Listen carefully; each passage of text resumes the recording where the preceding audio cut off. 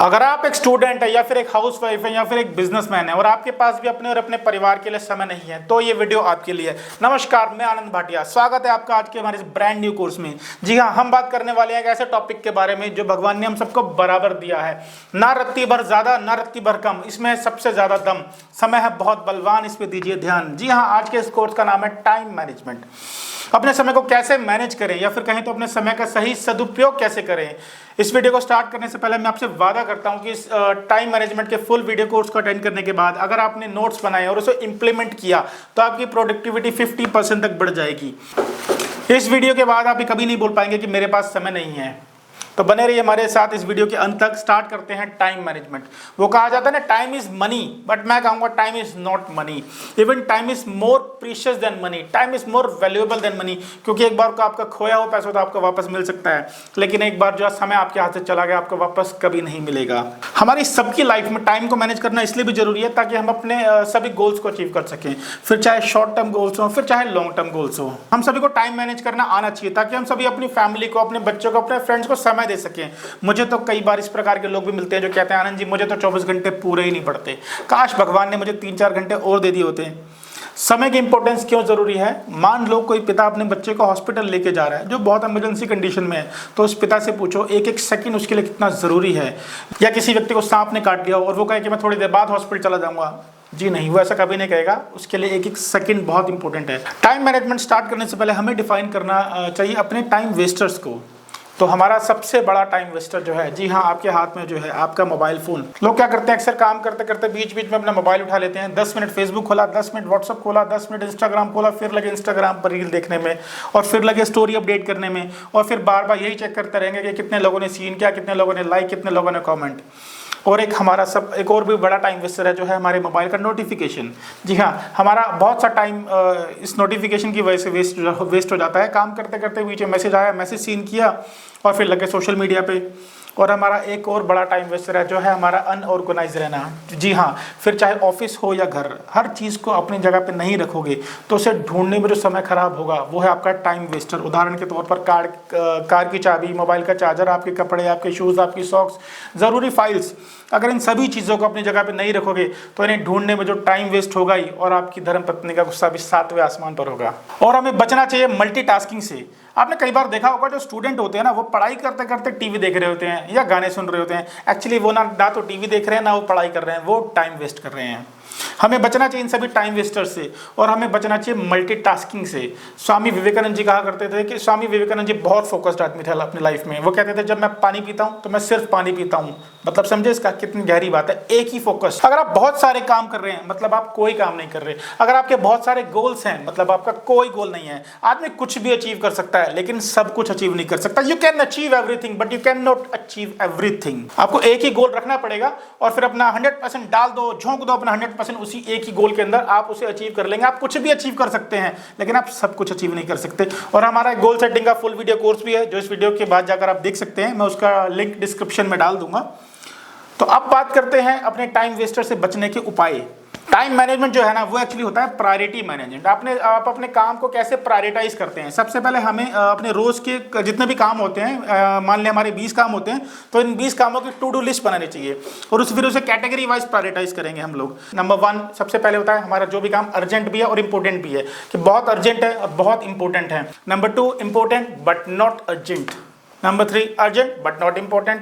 Number 4 not urgent not important. और फिर हम इन सभी कामों का एक टाइम शेड्यूल करेंगे। सबसे पहले जो हमें काम करना है, मुश्किल काम जो है वो करना है, जो अर्जेंट काम और जो अर्जेंट भी और इंपॉर्टेंट भी है, सबसे पहले हमें वो काम करना है। क्योंकि मैंने एक बुक पढ़ी थी ब्रेन टैरेसी की, ईट दैट फ्रॉग। उस बुक में बहुत अच्छे से समझाया था कि मान लो आपको बहुत अच्छा सा टेस्टी सा खाना खाने के लिए दिया जाता है, तो आपको बहुत अच्छा टेस्टी सा नाश्ता करना है, लेकिन आपको साथ में एक बड़ा सा मेंढक दिया जाता है, मेंढक फ्रॉग। तो आपको कहें कि नाश्ता तो आप करो लेकिन आपको ये फ्रॉग भी खाना है, तो पता आपको क्या करना चाहिए? सबसे पहले आप उस फ्रॉग को खा लो।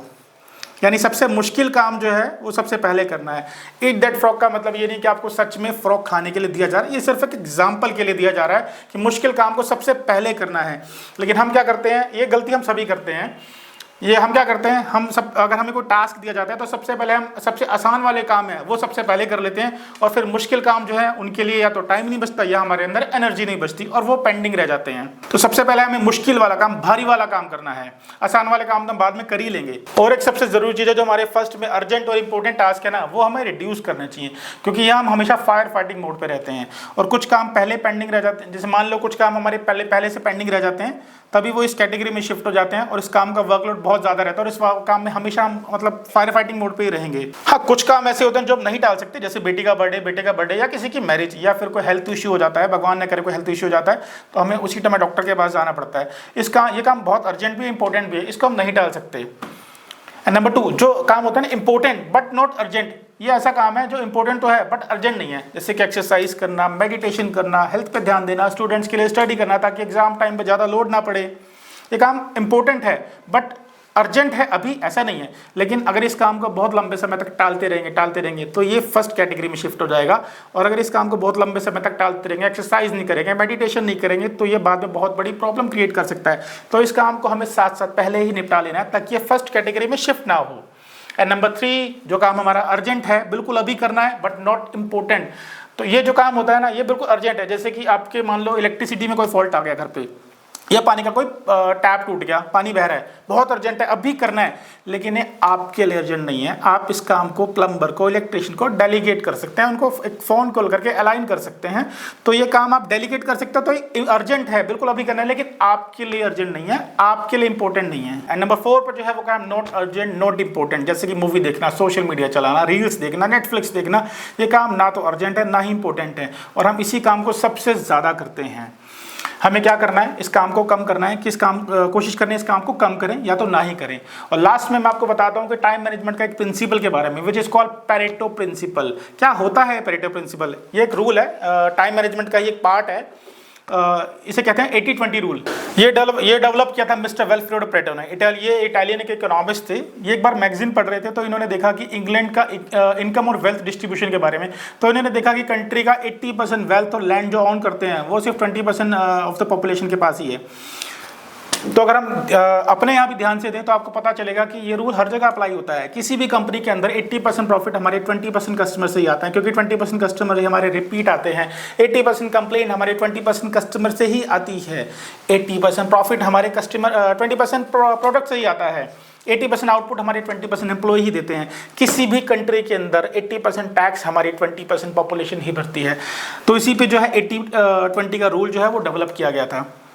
और आपका भी 20% एफर्ट से आपको 80% ग्रोथ दे सकता है, लेकिन आपको पहले ये देखना होगा कि दिन के जितने भी टास्क आप कर रहे हैं क्या वो सभी के सभी आपके लिए अर्जेंट हैं। ऐसा कोई काम जो प्रोडक्टिव नहीं है लेकिन आप अपना 80% टाइम उसी के अंदर दे रहे हैं, ऐसा कोई टास्क जो आप दूसरों को डेलीगेट कर सकते हैं। माना आपके सभी टास्क अर्जेंट हैं, माना आपके सभी टास्क इंपॉर्टेंट हैं, लेकिन क्या वो सभी के सभी आपको इक्वल प्रोडक्टिविटी देते हैं?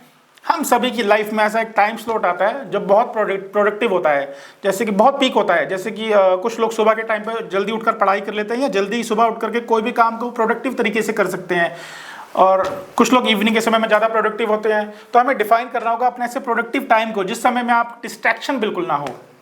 तो ऐसे में आप अपना most important most urgent task कर सकते हैं, विच इज कॉल्ड 20% इफेक्टिव वर्क, जो आपको 80% ग्रोथ देगा।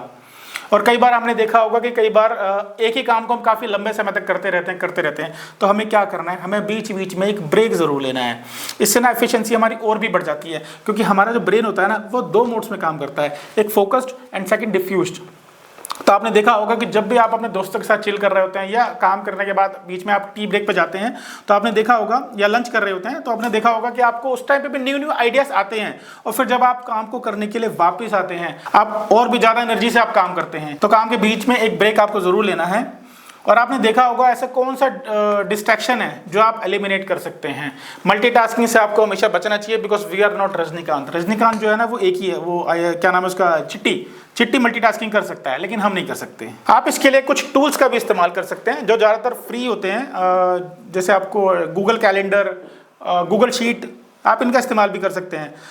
तो अब इस वीडियो को यहीं अंत करते हैं। ये वीडियो आपको कैसी लगी हमें ज़रूर बताएं। इस वीडियो से आपको क्या फ़ायदा हुआ, कितनी क्लैरिटी मिली, क्या आप अपने टाइम वेस्टर को कम कर पाए हैं, हमें कमेंट करके ज़रूर बताएं। और पिछली वीडियो को इतना ज़्यादा लाइक करके हमारा उत्साह बढ़ाने के लिए आपका बहुत बहुत धन्यवाद।